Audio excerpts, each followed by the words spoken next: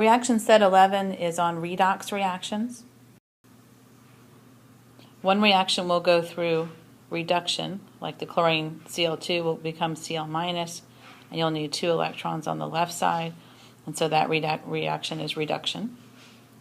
The other reaction will go through oxidation, so sodium, neutral sodium would become sodium plus 1 and lose an electron, and so that's oxidation, losing electrons.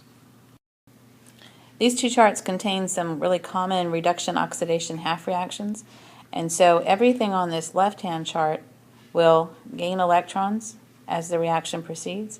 So if we were to take MnO4 minus 1, on the other side of the half reaction it would form Mn plus 2, and if we were to balance that, we would find that the electrons would end up on the left-hand side. It would be a reduction reaction.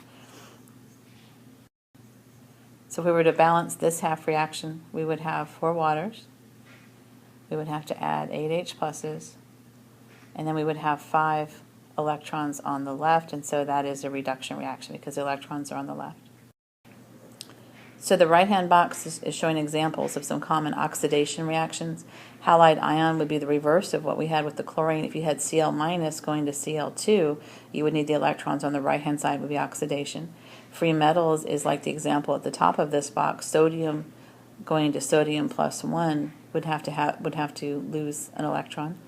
And down here on the last line, metallis to metallic, that means the low charge. So if you had Fe plus 2 going to Fe plus 3, the higher charge, you would need an electron on the right, and so that would be an example of oxidation. So to work the equations on the next page, we're going to do these unbalanced just to figure out what forms, and then we'll balance some of the others later on. But the first solution we have here is a potassium dichromate solution, potassium plus 1 ions and dichromate minus 2 ions.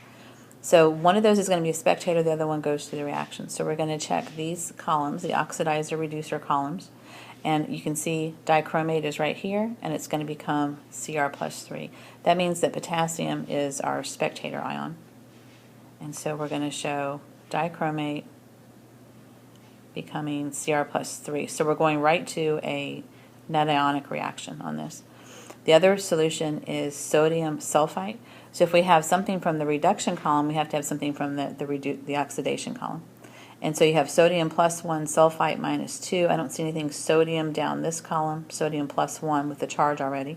But there is sulfite right here, and it would become sulfate.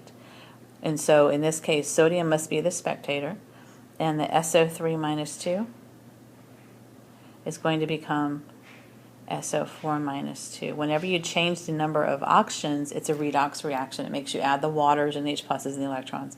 And so that's our net ionic reaction. We got rid of the potassium and sodium ions. One clue that this is a redox reaction is when you see the word acidified. That just means that it has the H plus in there when you balance it. And so this would be our unbalanced reaction showing what happened in number 1.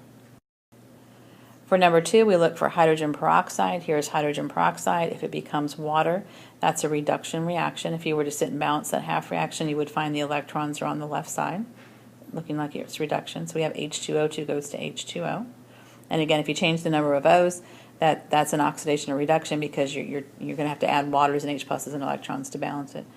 So our other part of this reaction is potassium iodide solution. So we're going to have to look down this column and look for potassium plus 1. So we don't see anything that's a non-transition metal ion like potassium plus 1.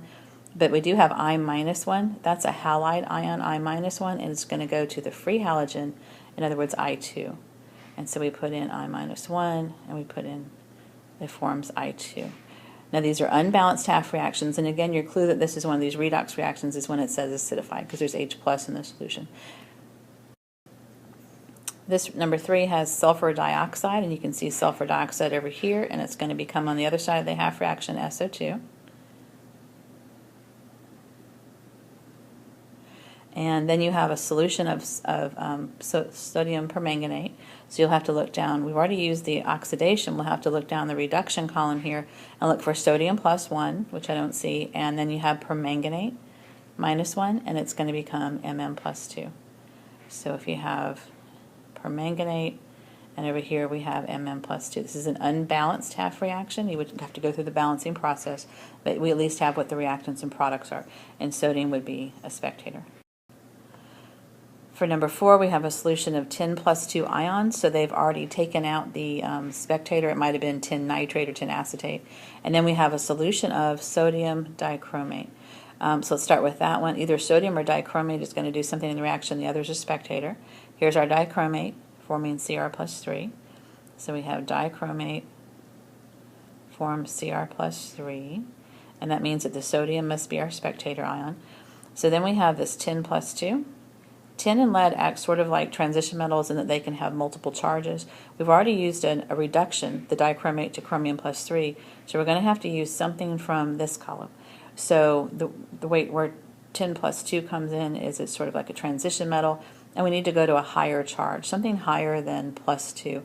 Tin ends, its highest electrons are 5s and 5s2 and 5p2.